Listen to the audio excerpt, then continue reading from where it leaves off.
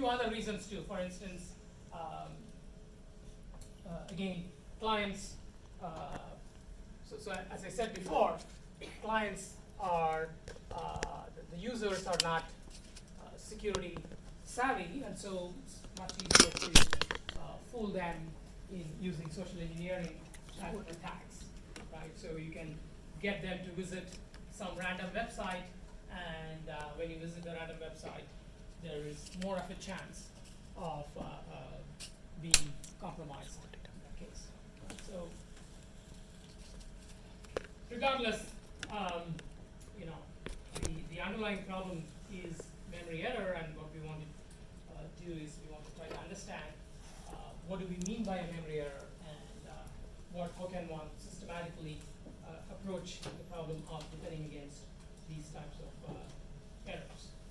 So it's useful to sort of stick to a language like C, which is pretty much the source of all memory error related problems that you come across. So we talk about two types of errors. One is called spatial, and the other is called temporal error. So spatial error means basically out of box, right? So you allocate an object of size 10, and then you access an offset that's 15 bytes from the base of the object, right? Obviously, this is an invalid access because the object has only 10 bytes. Okay, so that's a simple example of spatial error.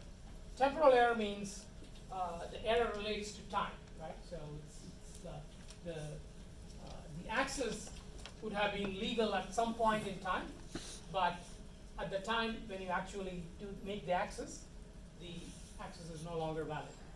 Okay, and this basically happens because there is a memory object that was allocated, and at some point it was okay, but then it was freed, and then you are reaccessing it after the free operation. Okay, so in this example, you are freeing this memory block, and then you are accessing it after freeing it. Right? So that's a memory error. That's a temporal memory error. And the reason why this can be a problem is that there could be that block could be allocated again for some other purpose, and now Q and P are pointing to the same place. So if there is access using P, that will modify the same place as the object as what is being pointed by Q, and so you can have bad things happening. Right? So for instance, if let's say if the program uses P again, then if the attacker writes into P, it's possible that that will overwrite this Q object, and therefore when Q is used, something bad will happen. Or if you think about the metadata overwrite operations, you can imagine that say P might be a 16-byte location, Q may be an 8-byte location, and so if you overflow in P, you might end up actually writing past the end of the block Q and then into the metadata that appears next after the block Q, right? So regardless of what type of error, you can see that the fact that this P and Q point to the same object can lead to problems.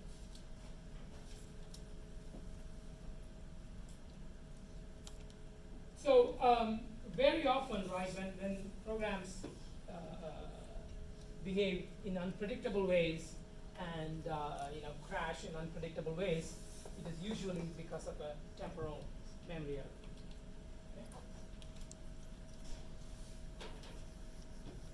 Okay, so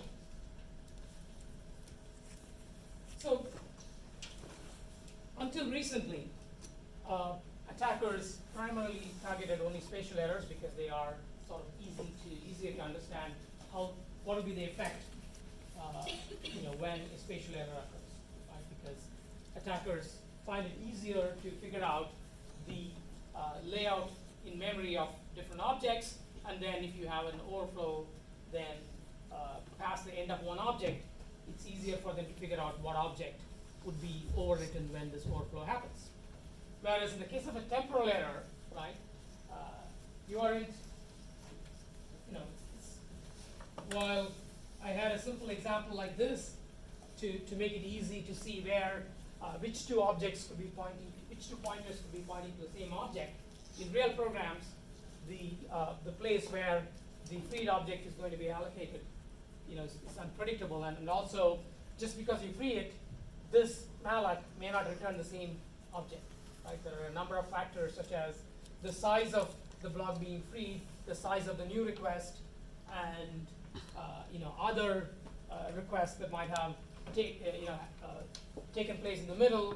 If you have a multi-threaded program, then other threads could be making memory allocations in between.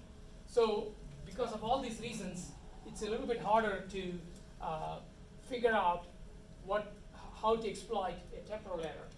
So they were not that common. But what happens over time is that bugs get fixed, and so it becomes harder and harder for attackers to find spatial errors to exploit. So you begin to see attacks that take advantage of temporal errors. And typically what happens is that it's not just a single error that happens. It's usually multiple memory errors. So for instance, if you think about the stack smashing attack, right? So first of all, you have to do an out of bounds write, okay? And that out of bounds write, following that, there has to be another error, which is that there is an invalid pointer, right? So the attacker overflows past the end of some buffer, and then they overwrite the return address, right?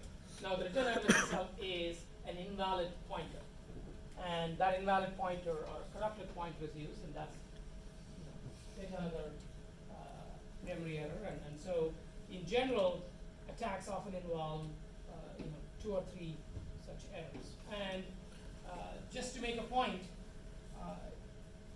we most often talk about overflows and overwrites because those are the easiest things to exploit in order to carry out an attack. But invalid memory reads can also be a problem. Okay? And the way they can be a problem is if the invalid memory read allows an attacker to leak a secret, such as a private key. Right? So if the server has a private key, and if the attacker can somehow read this private key, then that's of great value to the attacker. Right?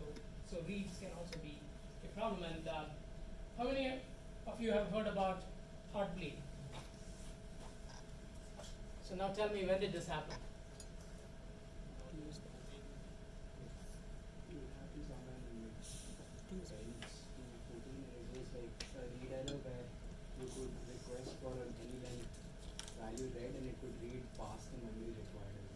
Right, so there's this nice cute cartoon, right? So which sort of shows that there is some sort of a keep alive protocol for checking if the server side is alive, and the keep alive protocol involves asking the server to echo a message. So the client sends a message and then asks the server to send it back.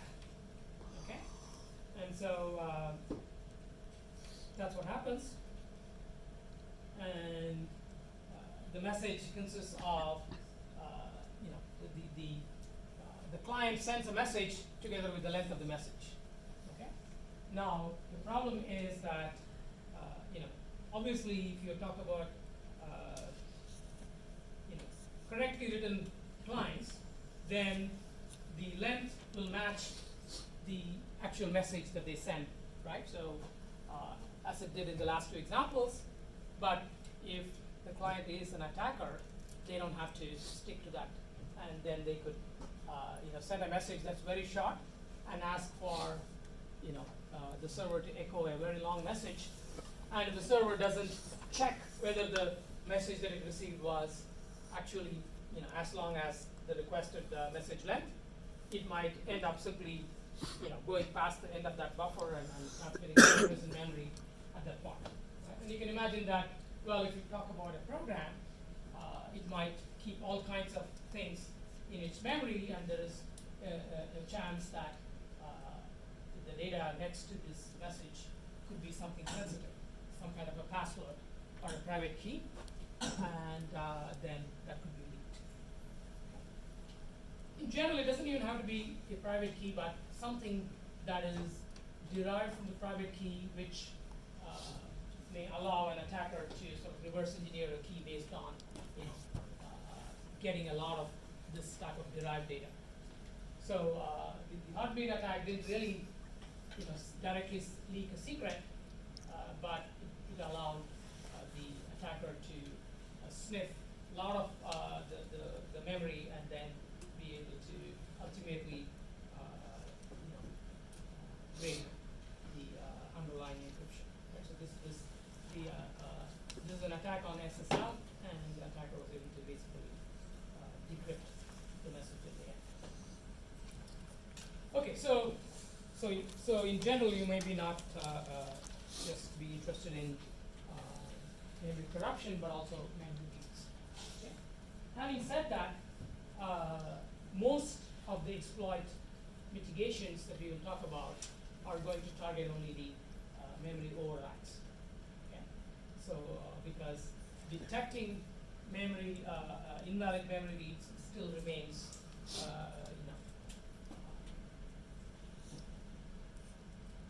So there are techniques which are capable of detecting invalid memory reads.